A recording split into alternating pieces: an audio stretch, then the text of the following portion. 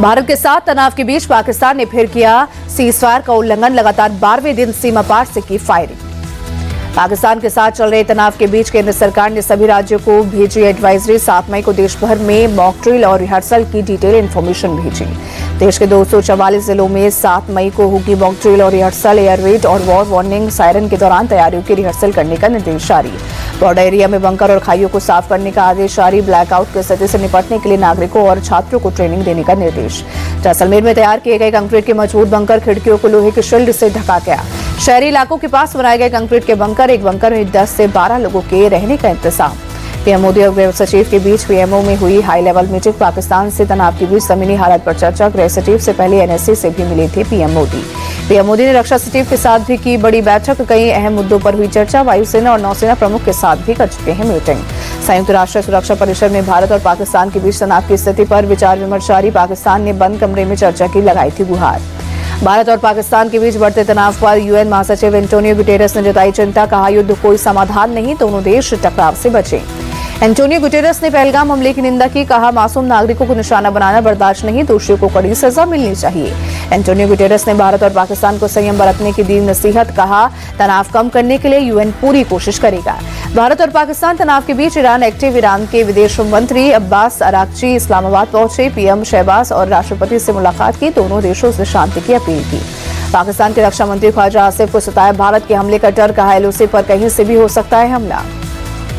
ख्वाजा आसिफ ने पहलगाम हमले की जांच के लिए अंतर्राष्ट्रीय आयोग के गठन की लगाई गुहार। कहा, जांच से पाकिस्तान के खिलाफ लगाए जा रहे आरोपों की सच्चाई आएगी सामने। पाकिस्तान ने भारत को फिर दी गिदड़ भभकी। पाकिस्तान तहरीक इंसाफ के नेता उमर अयूब ने कहा, हम बाद में सोचेंगे, पहले मारेंगे। भारत के आगे शहबाज घुटने टेक रहे हैं। भारतीय नौसेना और डीआरडीओ ने स्वदेशी मल्टी इन्फ्लुएंस ग्राउंड माइन का सफल टेस्ट किया। समुद्री सीमा में दुश्मन के सबमरीन को घुसने से रोकना होगा आसान। MIGM से नेवी की अंडर सी मारक क्षमता बढ़ेगी। कई सेंसर से less multi influence ground mine एक साथ कई टारगेट को डिटेक्ट करने में है सक्षम।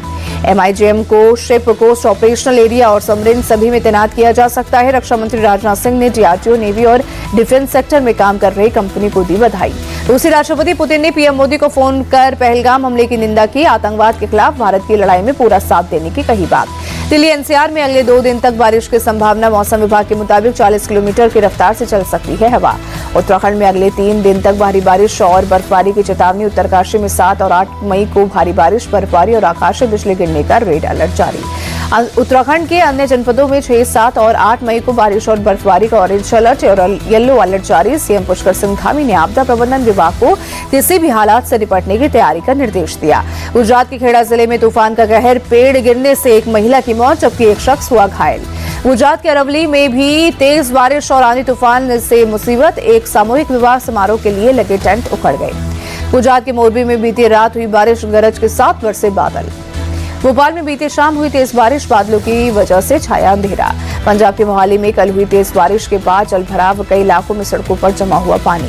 बाबा अमरनाथ की पवित्र गुफा से पहली तस्वीर आई सामने। यात्रा से 2 महीने पहले विशालकाय शिवलिंग ने लिया आकार। अमरनाथ यात्रा 3 जुलाई से होगी शुरू। जम्मू कश्मीर के लेफ्टिनेंट गवर्नर मनोज सिन्हा ने श्रीनगर के ट्रांजिट कैंप में यात्रा की तैयारियों का जायजा लिया।